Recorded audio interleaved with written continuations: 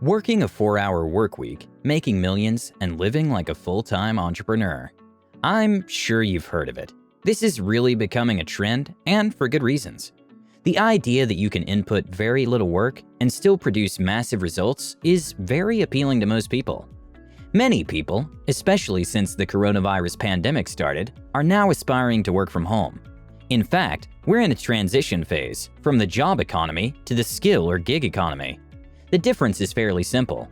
The job economy is basically an economy where a degree is fundamental in order to succeed. The plan for life is to go to school, get a degree, find a job, maybe get some promotions, and then retire eventually. In the gig economy, most workers are able to work remotely, and most companies hire freelancers based on their experience and not their degree. In the gig economy, most of the work most companies need can be completely outsourced to other companies, or even just to freelancers.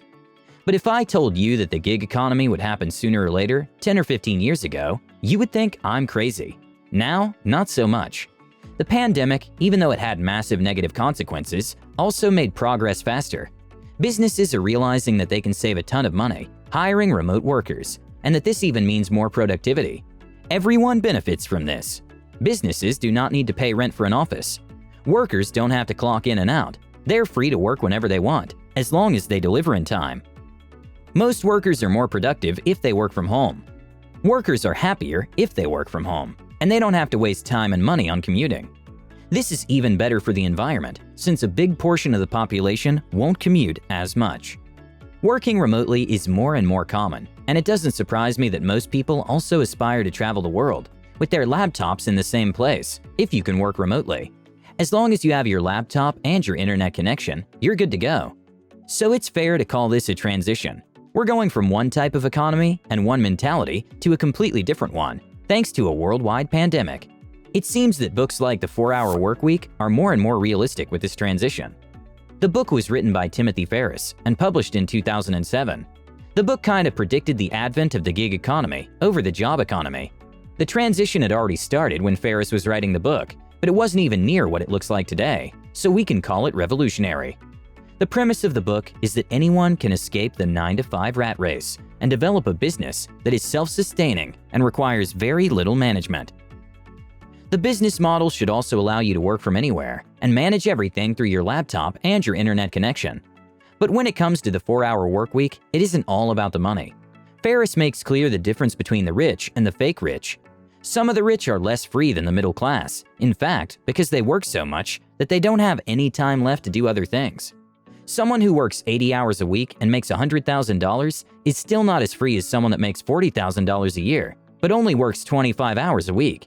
See how Ferris goes about this? It's all about making the maximum amount of money with the minimum effort. And to be honest, if you're looking for financial freedom, odds are you don't even need as much money as you think you need. In fact, I would like you to do the following exercise.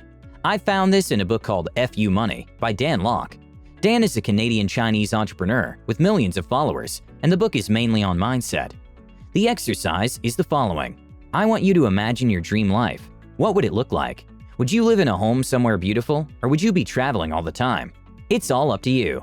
After you decide what your ideal life would look like, you have to make a list of all the yearly expenses that you would face if you were to live that life right now.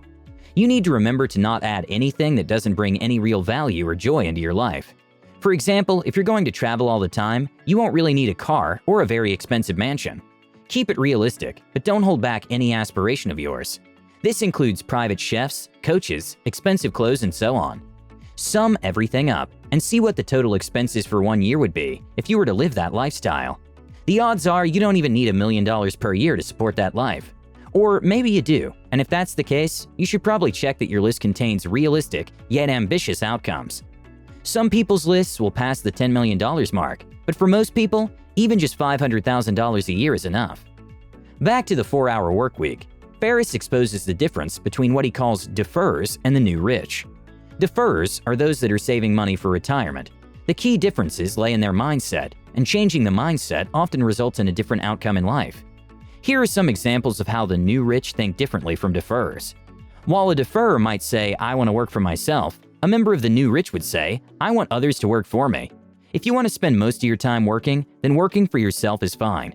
But if you want to achieve freedom and success without having to dedicate all your time to your business, you have to change your mindset.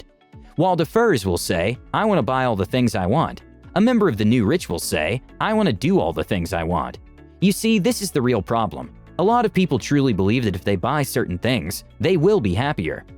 Have you ever heard someone say something like this? "When I will get that car, I will be happy." Or, "When I will get that house, I will be happy." Well, while having nice things is definitely positive, you need to understand that toys will bring you pleasure for a limited time. Material things are great, but they won't provide long-term happiness. Instead, you should look for experiences. Stop buying material things and start buying adventures with the money that you make. Aspire to do wonderful things, not to own expensive objects.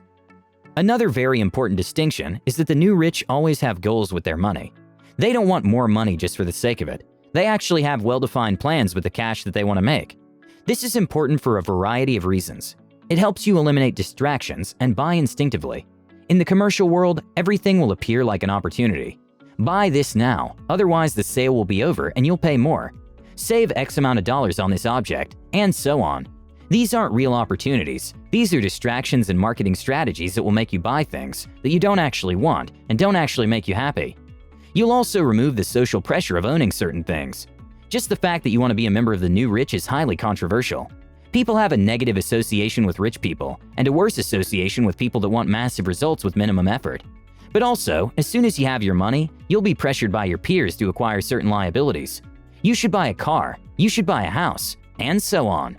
The negative association is wrong. Conventional wisdom does not agree that working less and still making more than most people is morally acceptable. In fact, they despise whoever has the ambition of working less. But here's the reality. If you're going to put your own money into a business and you do it ethically and legally, then why would this be morally wrong?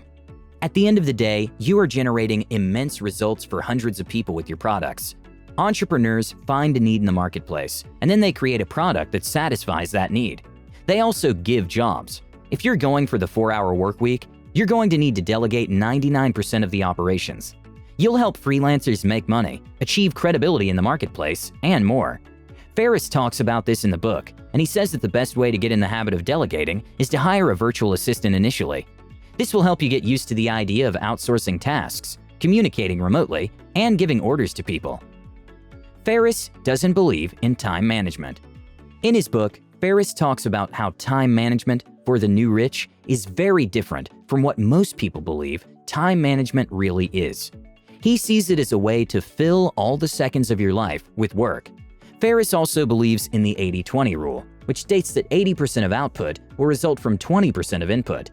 This means that instead of filling all your time with work that will produce very little positive outcomes, you must identify what produces positive outcomes and then exclusively work on that.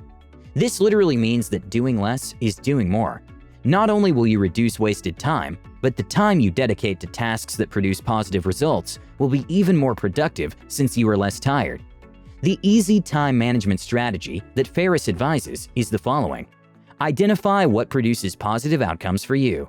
Schedule those tasks with deadlines. That's it. In order to maximize your productivity when you're actually working, Ferris says that you should stop consuming a large amount of unhealthy information or information that isn't useful or practical to you in any way. Here's a quick example. Most people start their day by watching the news or reading the newspaper. They literally load their brain with information about murders, thefts, accidents, crashes, and so much negative info. How is that going to help them during the day? It won't. It will just make you more negative, anxious, and overloaded.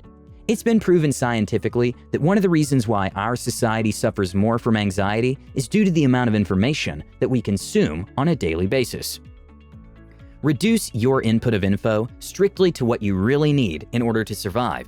Make money, stay in business, and live a healthy life. The rest is not good for you and constitutes distractions. How to start a 4-hour workweek business. It's easier than you would think. Here are the steps to identifying a business model that will give you the freedom Ferris talks about in the book. 1. Find a market that you understand. Ideally, you must be part of that market. This will make things a lot easier and cheaper.